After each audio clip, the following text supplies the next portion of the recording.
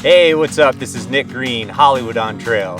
I am here with Joseph Staller, aka Knoxville on Trail. He just got off of the Colorado Trail after his through hike, and he's going to share with us everything we need to know about the Colorado Trail.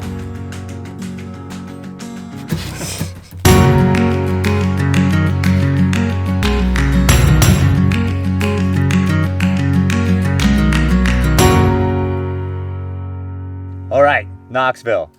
It's been 3 years since Knoxville and I hiked together on the Appalachian Trail, or as he calls it, the Appalachian Trail. Okay. And he just did 400 and how many miles? 486 on the Colorado Trail. 486 on the Colorado Trail. So for anyone who's interested, like myself, we're going to find out today exactly what we need to know about the Colorado Trail. Joe, tell us everything we need to know.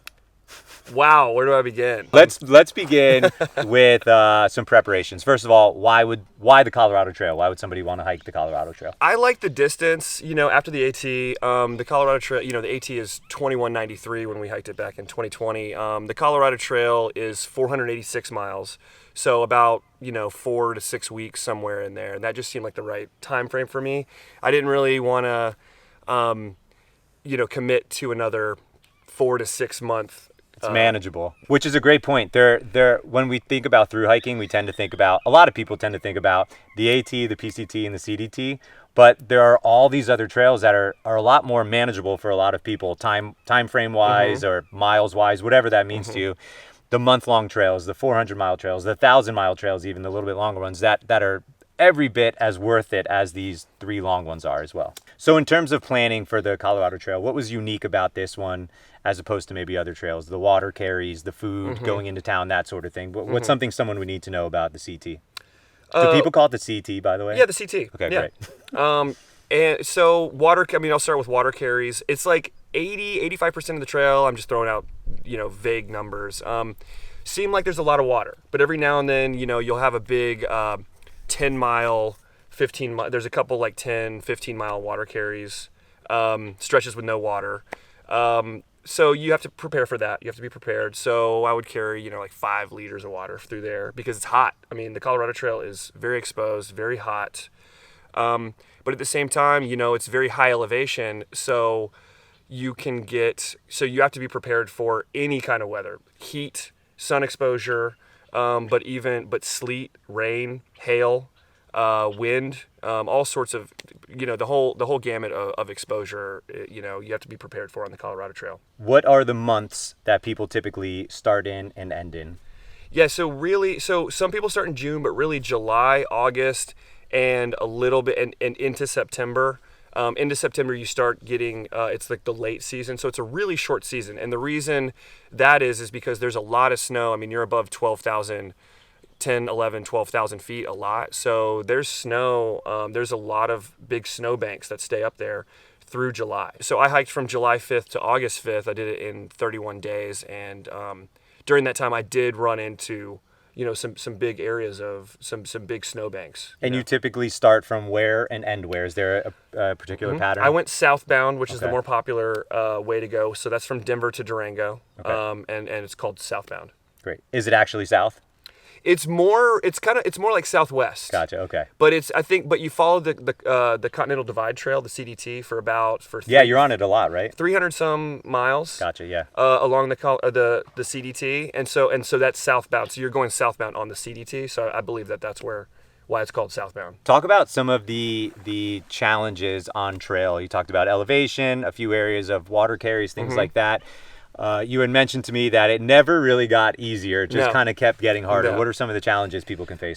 So, my only real long trail experience was the Appalachian Trail. So, and there's, hitching, there's a lot of roads, there's a lot of shuttles, there's a lot of resources along the Appalachian Trail. The Colorado Trail, you got to hitch a lot. And there's very low amounts of availability for cell phone service. So like I said, so I'm comparing it to the Appalachian Trail, the AT. 75 3/4 of the trail, you have pretty good cell phone service. So you can get out of a bind pretty quick. Like you can call people, you can text people. On the Colorado Trail, it's probably 10-15% of the time you'll have cell service.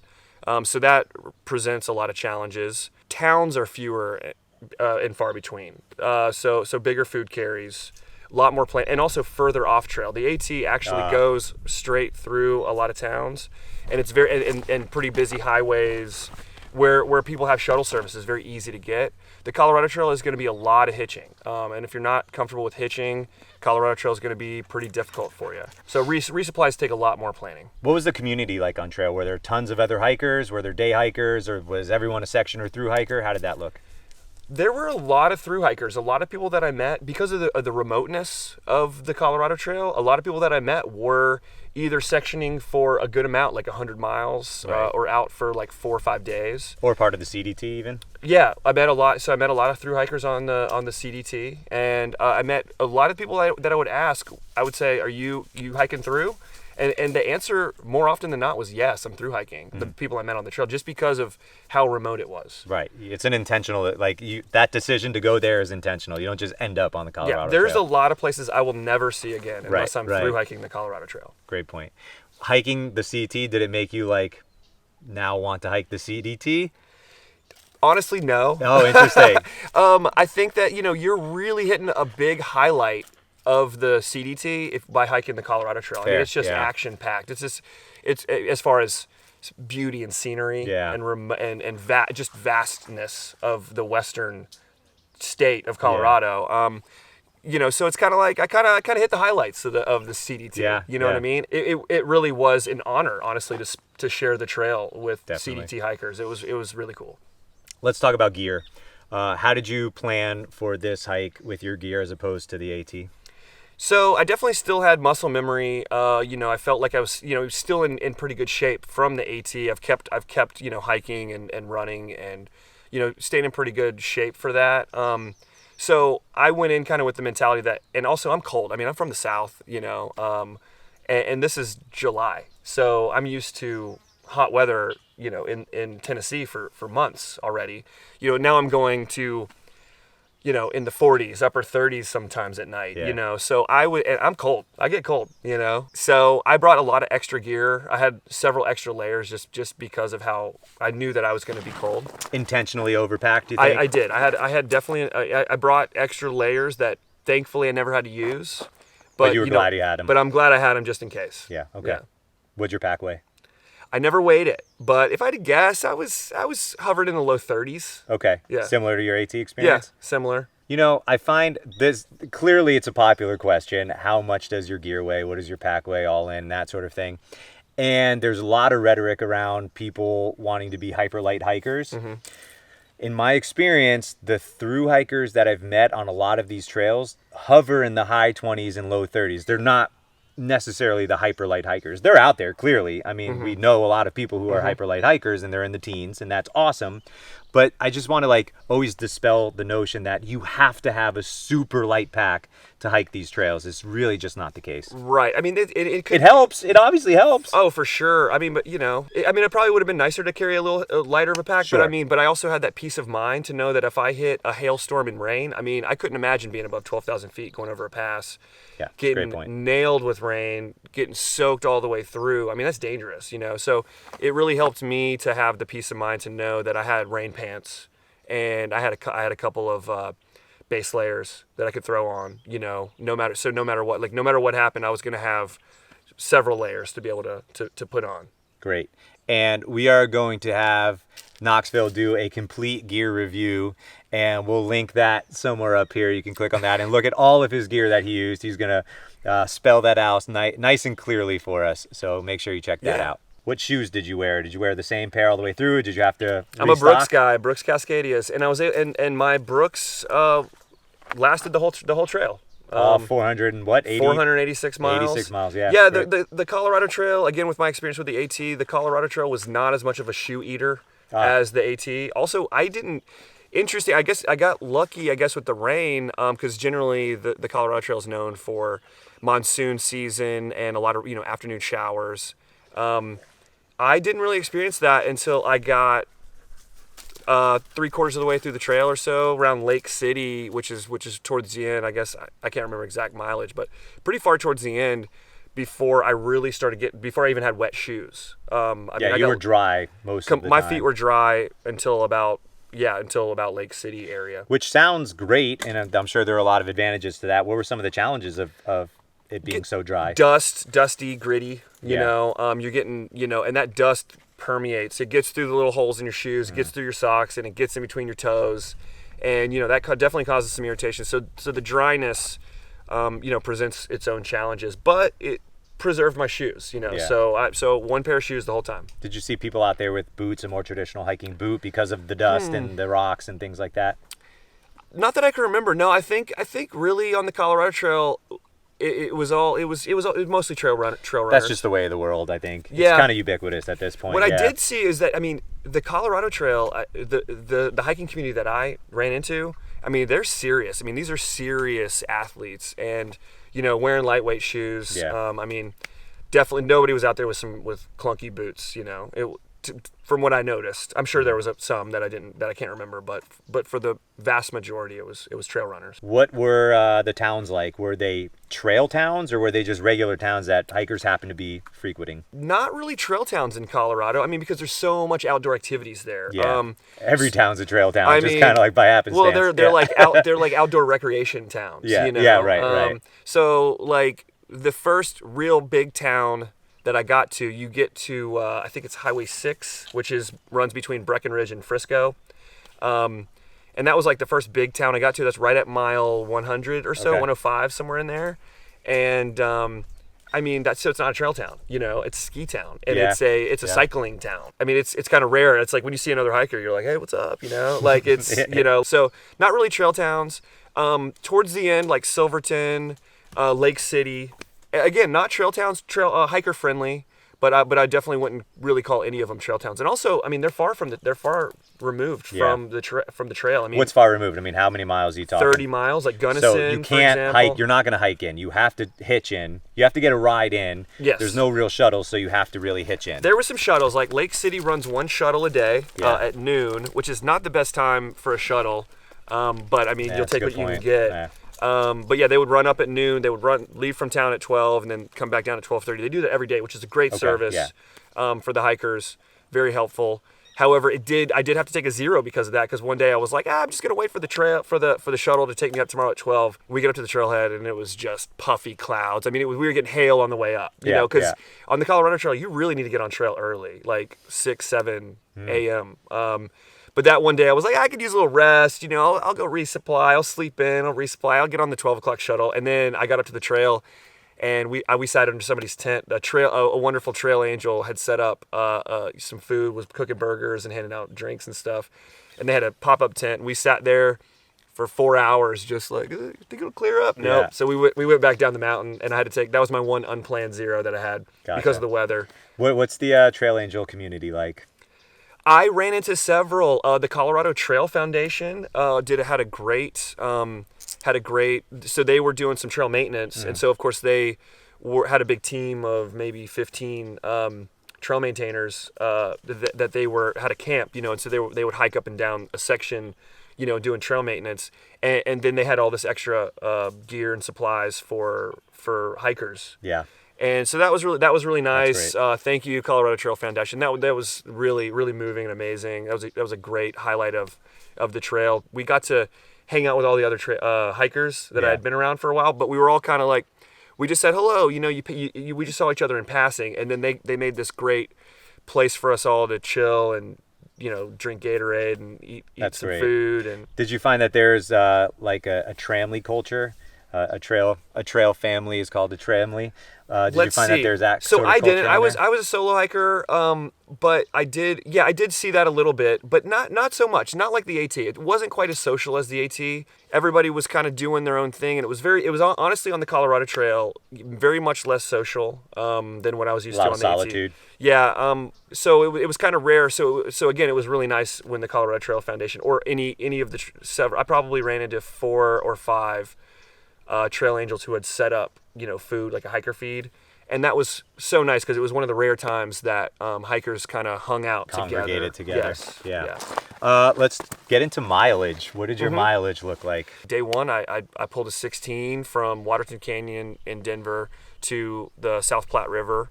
And it was on from there, you know. I mean, I was doing 18 to 23, somewhere in there every day, unless I was doing a Nero, meaning, you know, which is when you're, you know, you do like 5 or 10 miles to get into town. That was really the only time I did small mileage. But other than that, I was sitting hovering around 18, 20. Big mile day? I did 2 30s. I did a 33 to finish the trail. There you go. To finish it, and I did a 31 somewhere in the middle there. Couple 30s in there, yeah. Yeah, 2 30s, which I honestly, going into the trail, I had no idea I was going to do any 30s. Yeah. Just because of the elevation, and like I said, 10,000 feet is like low. Is a low elevation on the Colorado Do you Trail. feel it in your cardiovascular system? Are you huffing and puffing? I got very acclimated. I mean, you are the most acclimated that you'll ever be if you're hiking the Colorado Trail, because again, you're above 10,000, 11,000 feet the whole time. The only time I would really feel it was when I was above 12. Like 11 was fine, like because you get so acclimated. Like 11's fine, but once you're above 12, that was when I was really you could feel it. I hiked from July 5th to August 5th, so 31 days of hiking. I took 5 zeros. So 26 hiking days, and so 486. So that came out to somewhere 18 and a half per day was my when I was on trail. Yeah. Good job. Yeah. So at the top of your head, you practiced that? No, I mean, I was curious. Afterwards, I was like, well, yeah, what was my average? Yeah, 18 and a half a day. Yeah. That's not including the zeros. Not including the zeros. Right. I think the best possible way to learn about a trail is talking to someone who literally just got off the trail. Because even like a few years later, things change a little bit, and like the culture might remain the same, but like there are certain spots that change a little bit. So like having you just now off the trail is monster. That's big for us. Thanks. How do you get to trail? So the trail's in Denver ish, right? So that's easy enough.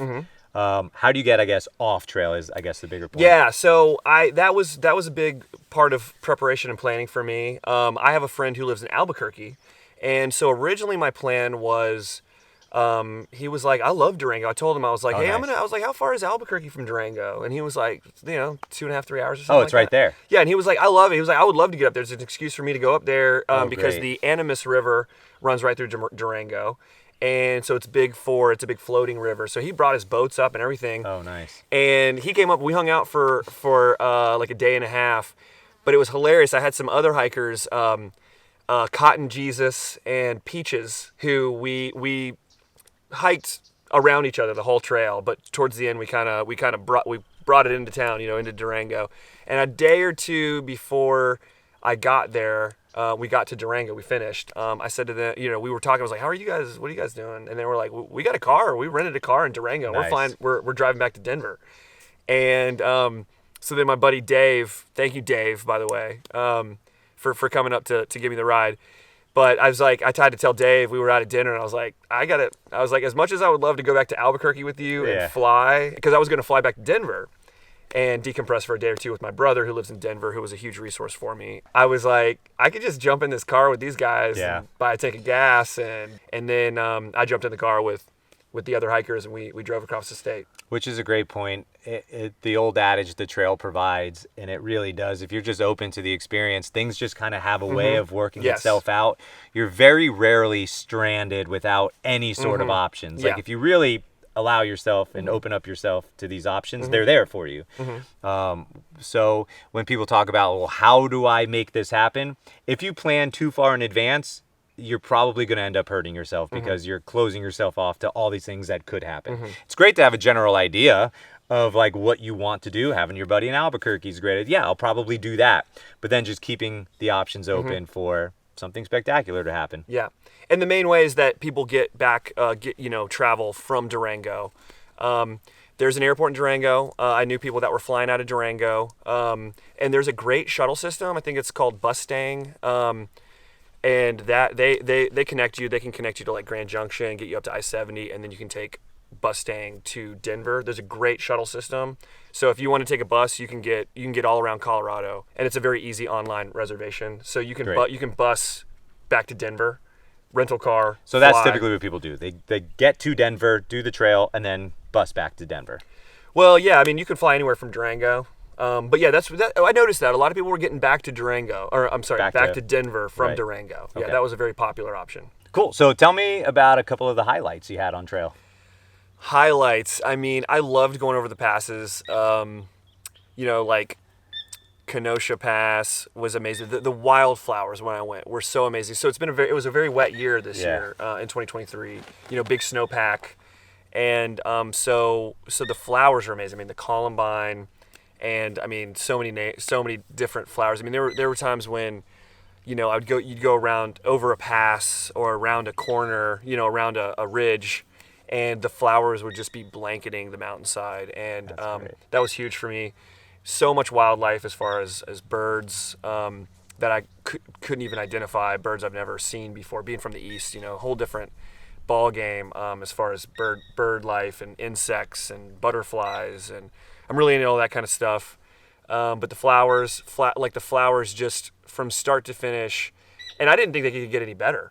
But when I got to the San Juans, I mean, like, just unbelievable, you know, towards the end. I mean, from the beginning to the end, the flowers were just unbelievable. As far as fauna, I mean, moose, I saw double-digit moose encounters. This one time we were camping near a beaver pond, and we were, you know, it was dusk, and we were, you know, doing our camp chores, you know, and we'd had dinner and you know, we were just chilling, and we saw a mother moose and calf, you know, come out of the brush, you know, and just graze near the pond. And we were not 50 yards. We were across the beaver pond, but only 50 yards or so.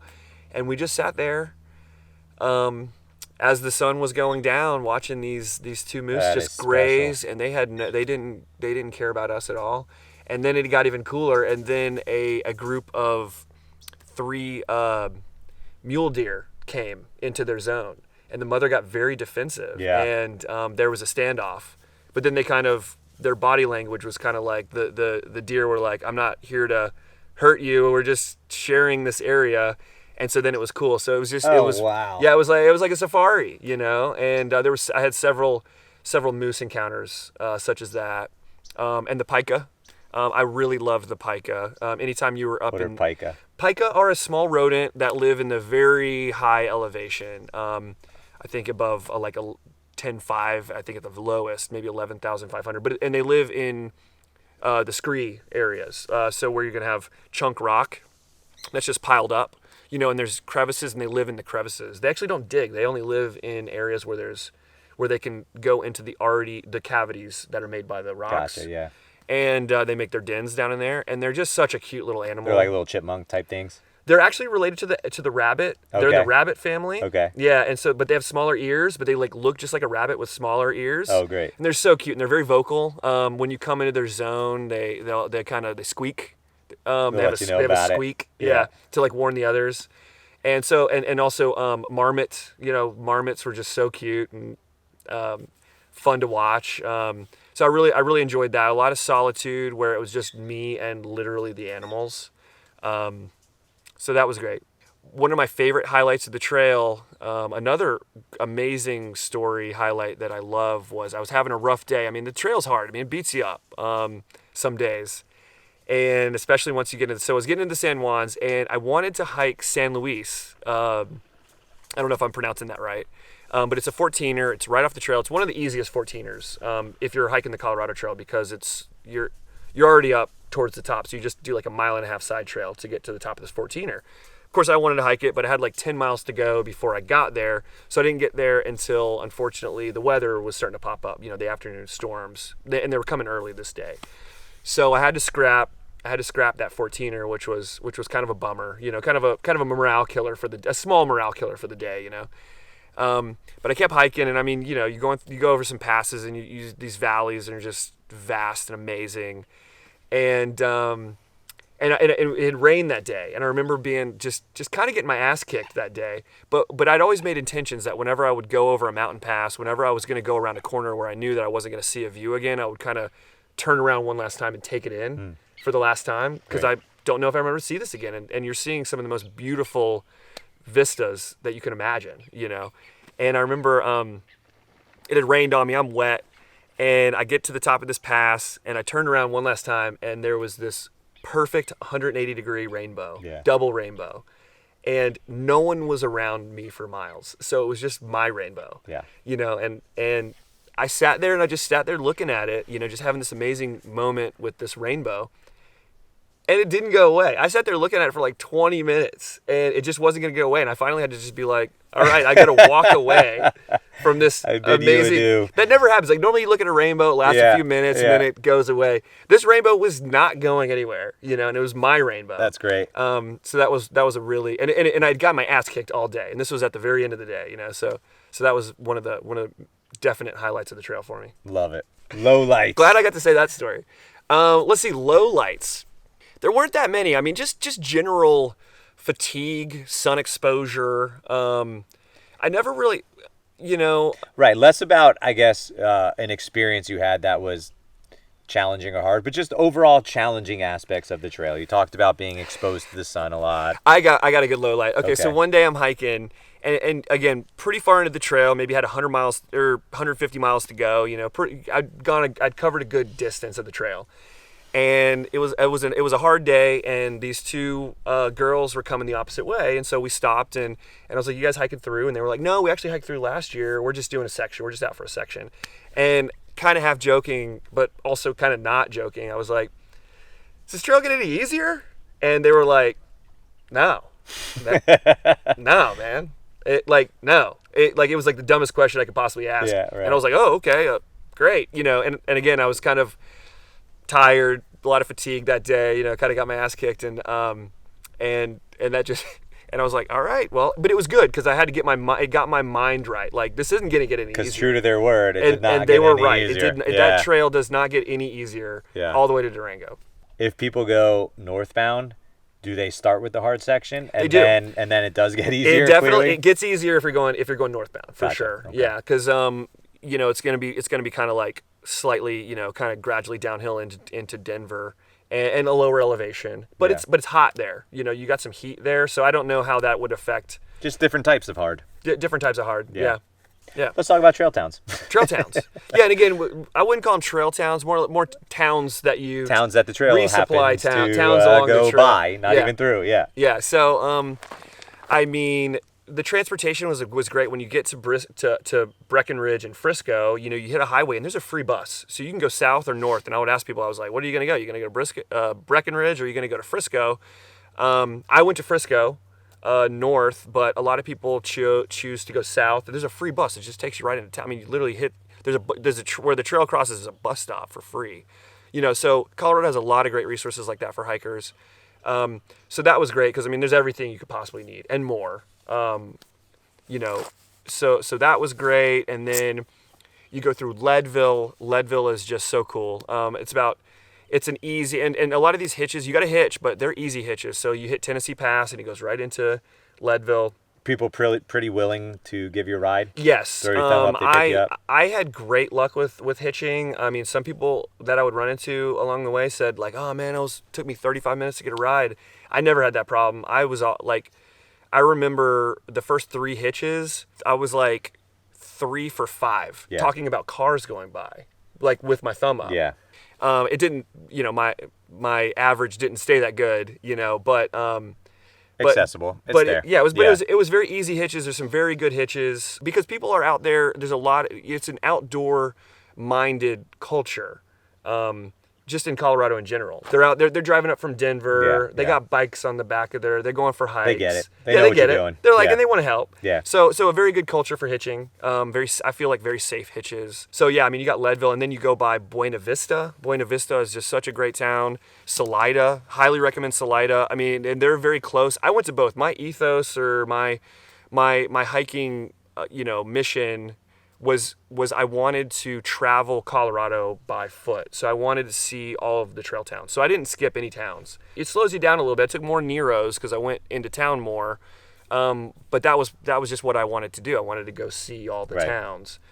So I had pretty good experience hitching, and figuring out how to get into town because again, pretty far removed from the trail, but Buena Vista, Salida, then Gunnison is a really great town. You know, if you can get to it, that's like 30 miles. It's a long hitch, but again, people are very willing to take you into Gunnison.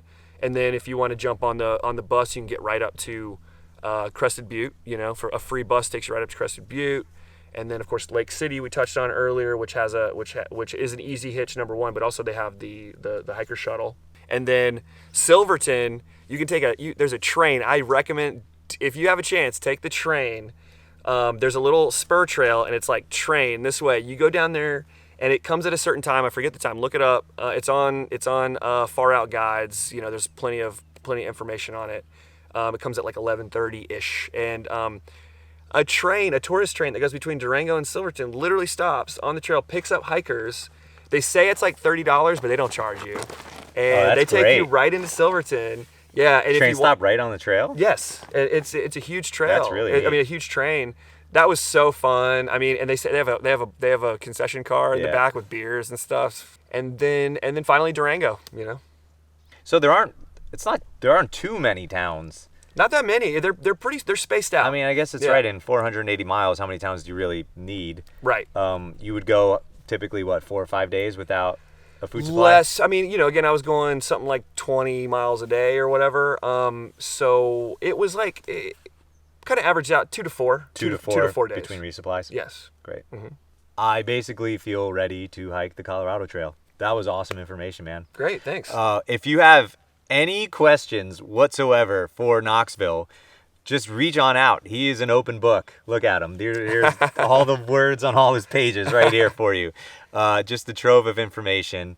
Yeah, you can catch me on Instagram, Tennessee_Joe. You know, I like to post some hiking content. He's a really nice guy. He's the type of guy that'll give you the shirt right off his back. Oh, thanks, man. Literally, This is his shirt. Looks good on you. And if you want it, you could have it too. Yeah. He'll just keep giving you shirts. So please reach out to him. Stay tuned for his actual gear review video where he's going to be going piece by piece. Now it's in the video here, so you have to do that. Yeah. And you can see exactly what he took on the Colorado Trail. Well, you got to come visit me out in California again. Look, I get him out to California one time. Here we are. And I don't think he's going to leave. I love it here. Thanks for having me, Yeah, Hollywood. you got it, man. Yeah. You got it. Anyway, thanks, Knoxville. Appreciate you. Yeah. That's all I got with Knoxville. And just remember... If you can't carry it in your pack or in your soul, you don't need it. I like that version of it. Is that what it is? Did I get it right? Yeah, you got it right. All right. Peace. Cool. That was awesome.